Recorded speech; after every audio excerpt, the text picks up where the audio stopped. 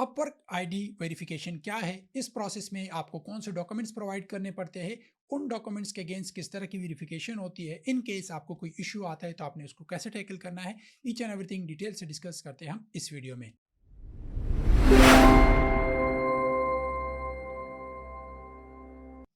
Upwork पर जब हम शुरू-शुरू में फ्रीलांसिंग हमने स्टार्ट की थी, वहाँ पे आइडेंटिटी वेरिफिकेशन और इस तरह का जो प्रोसेस था, काफ़ी स्मूथली था, इतना कोई बड़ा इश्यू उसमें नहीं होता था।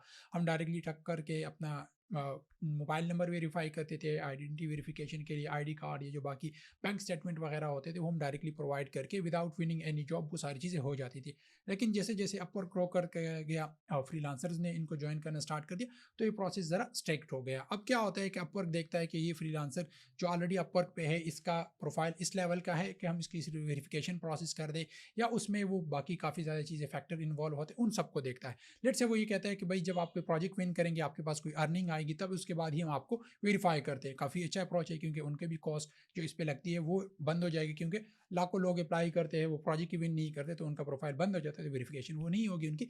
तो जो रियल में काम करना चाहते हैं, ग्रो करना चाहते हैं, सिर्फ वो उन्हीं की प्रोफाइल वेरीफाई करेंगे। लेकिन जब वो वेरिफिकेशन का प्रोसेस स्टार्ट होता है, हम क्योंकि ज़्यादा चीज़ें हम समझते हैं कि हम ही स्मार्ट लोग हैं, तो वो उस प्रोसेस में काफ़ी ज़्यादा इश्यूज़ आ जाते हैं। क्या होता है कि जब आप अपने अम्मी के नाम से, अब्बू के नाम से, भाई के नाम से, किसी और के नाम से अकाउंट बनाते, आपका अपना सस्पेंड हुआ हो चुका होता है, या आपने कुछ ऐसा किया होता है कि आपको प्रोफाइल सस्पेंड किया होता है उन्होंने परमानेंटली, तो आप अपना नहीं बना सकते, आप किसी और के नाम से बनाते, तो तब वहाँ पे इश्यूज़ पाइल अप होना स्टार्ट हो जाते हैं कि आपको पता ही नहीं चलता कि अब हम क्या करें। कुछ रिसेंट केसेस में काफ़ी ज़्यादा फ्रीलांसर ने अप्रोच किया, उनके साथ भी ये हो रहा है कि उनके अकाउंट वेरीफाई नहीं हो रहा और उनकी कुछ अपनी गलती भी है, तो वो वन बाय वन हम देखेंगे। अभी आपको मैं अपने स्क्रीन पे लेके जा रहा हूँ, वहाँ पे मेरी अपवर्क का अपना जो ऑफिशियल वो है, ब्लॉग पोस्ट है, या उनकी जो सारी इन्फॉर्मेशन उन्होंने दी है, वो यहाँ से फिर आप पढ़ सकते हैं, क्योंकि वो चाहते हैं कि भाई फ्रीलांसर भी जो हो और क्लाइंट भी हो वो वेरीफाइड हो, हमें ईच एंड एवरीथिंग उनके बारे में पता हो, ताकि वो जो स्पैम हो रहे हैं और सस्पेंशन हो रही है और इन चीज़ों से बच जाए।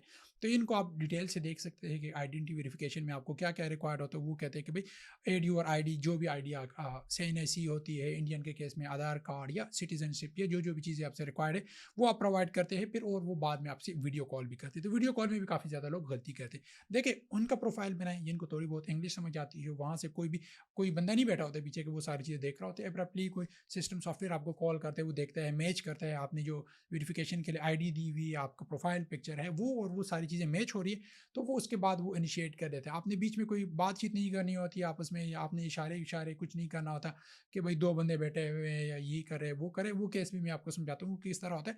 तो वो सारी चीज़ें नहीं करनी, clear cut each and everything simple और हॉनेस्ट रख के आपको कोई भी इश्यू नहीं फेस होगा लॉन्ग टर्म पे भी। अगर आप शॉर्टकट ढूँढेंगे, कोई 2 नंबर तरीके ढूँढेंगे, तो उनके पास सिर्फ आपके पास मैक्सिमम कितने फ्रीलांसर्स का डेटा हो, 1, 2, मैक्सिमम 10, उनके पास मिलियंस ऑफ फ्रीलांसर का डेटा है, और वो सारा सब कुछ एआई सब कुछ डिटेक्ट कर लेते हैं, तो काफ़ी सारी चीज़ें तो ये उनको डायरेक्टली पता चल जाती है। यहाँ से फिर आप इनके एफएक्यूज़ देख सकें कि किस तरह का मुझे भेजता है, आप लॉगिन करते हैं, वेरिफिकेशन वगैरह करते हैं, ये कैसे क्लाइंट को वेरीफाई जो होता है वो टिक और वो सारी चीज़ें वो ऐसे शो होगा। कौन-कौन एलिजिबल होते हैं, क्या होता है, वो ये यहाँ पे ये कह रहा है कि we will let you know when it's time to verify your account, you won't be able to do until we request verification. तो वो कह रहे हैं कि भई पहले शुरू से इस तरह होता था कि खुद आप जाके वहाँ पे वेरीफाई कर लेते हैं, लेकिन वो ऑटोमैटिकली प्रोसेस हो गया, वो खुद आपको सारी चीज़ें बताएँगे, तभी उसके बाद फिर आप अपना अकाउंट वेरीफाई करते हैं। अच्छा, ये दोबारा आप क्यों पूछ रहे हैं, ये वो सारी चीज़ें, वो तब होता है कि जब आप मतलब अकाउंट अपना ऐड करते हो, ट्रांज़ैक्शंस वगैरह होती है, या कोई टैक्स लॉ आता है, या इस सच कोई वो होता है, तो वो आपको दोबारा भी कह सकते हैं। यहाँ पे डू नॉट पास, तो आपके पास और 7 डेज़ वो दे देते हैं दोबारा वेरिफ़िकेशन के लिए, तो वो भी आप कहते हैं यहाँ से आपको दोबारा वो अगर नहीं कहते, तो वो आपका फिर 1 और 2 डेज़ में जितने भी होता है, वो सारी चीज़ें देख के ही आपको रिप्लाई किया जाता है। ठीक है, इन्फॉर्मेशनल सेफ होती है, जीडीपीआर के रूल की वजह से काफ़ी ज़्यादा चीज़ें उन्होंने सख्त कर दी है, तो वो हो जाती है। ठीक है, फिर एफएक्यूज़ एजेंसी के हवाले से भी, अगर कोई एजेंसी है, तो वो भी इसको फिर देख सकते हैं। ये मैं डिस्क्रिप्शन में भी ऐड कर दूँगा, तो आप उसको वहाँ से करनी डिटेल से देख सकते हैं। यहाँ पे एक और मैं आपके सामने ये चीज़ लेके आ रहा हूँ। यहाँ पे एक फ्रीलांसर है, उनको ये इश्यू आ रहा है, यहाँ पे देखिए वो उनको कह रहे हैं कि भाई कि during the call we notice that another person was helping you, may we know why are you sharing your account. तो वो ये कह रहा है कि भाई हमने जब इंटरव्यू इनिशिएट किया आपके साथ कॉल पे थे, तो हमें ये लगा या आवाज़ें आ रही थी बाकी लोगों की या आपको कोई गाइड कर रहा था, तो वो क्या था, क्या प्रोसेस था, वो सारी चीज़ें हमें समझाएँ। तो जो लोग और स्मार्ट बनते हैं, या जिनको पता है कि भई मैं इस चीज़ को ओवरकम कर लूँगा, तो काफ़ी ज़्यादा फैक्टर्स इन्वॉल्व होते हैं और काफ़ी ज़्यादा चीज़ें वो डिटेक्ट करते हैं, एआई और इस तरह की बाकी ज़्यादा सारी चीज़ें। तो जब भी आप कोई काम करें, तो पहले ही तो ये है कि हॉनेस्ट और सारी चीज़ें अच्छी तरह के सही से प्रोवाइड करें। लेकिन अगर आप कोई और स्मार्ट बन भी रहे, तो पहले से अपनी रिसर्च करें, चीज़ों को देख लें कि मैंने क्या चीज़ें प्रोवाइड करनी है, क्या नहीं प्रोवाइड करनी।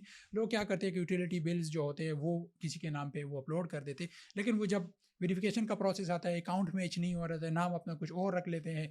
वहाँ पे जब आप अपना बैंक अकाउंट ऐड करते हैं, वाइज का अकाउंट करते हैं, पेनियर, पेपॉल कोई भी करते, तो वहाँ पे वेरीफाई नहीं होता, आपके साथ इश्यूज़ होंगे। तो जब भी आप अपने अकाउंट बनाएँ, रियल नेम से बनाएँ। आपका अपना अगर अकाउंट सस्पेंड हुआ है, अपने भाई के नाम से बनाएँ, बहन के नाम से बनाएँ, लेकिन रियल हो, उनका सारा डेटा आपके पास हो, उनके आईडी वेरिफाइड हो। आप अगर अंडर एज 18 एज के लोअर है, तो आप अकाउंट नहीं बना सकते, लीगल है ही नहीं। तो वो अगर आप 2 नंबरिया करोगे, तो आगे जाके पकड़ जाओगे। आपने अगर पैसे कमाए, आपने इतनी अर्निंग की है, तो क्या फ़ायदा कि वो आप निकाल ही नहीं सकते। तो रियल रखें, जिसके नाम से भी बनाएँ, सारी इन्फॉर्मेशन आपके पास हो और वही सारी चीज़ें वहाँ पे आप प्रोवाइड कर दें।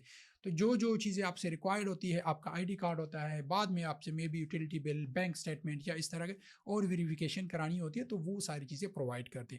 तो इसमें फिर आपको किसी तरह का कोई भी इश्यू नहीं होगा। उम्मीद करता हूँ इस वीडियो से आपको कुछ ना कुछ हेल्प मिली होगी, किस तरह आप अपना अकाउंट वेरीफाई करते हैं, या अगर आपको इन केस कोई इश्यू आता है, तो उस पे आप कैसे रिएक्ट करेंगे, या आपने उनको कैसे जवाब देना है। अपवर्क से रिलेटेड किसी तरह का कोई भी क्वेश्चन है, तो कमेंट सेक्शन में पूछ सकते हैं। फेसबुक और लिंक्डइन में भी कनेक्ट हो सकते हैं। अपना और अपने प्यार का बहुत ख्याल रखिएगा। मिलते हैं एक और वीडियो में। अल्लाह हाफ़िज़।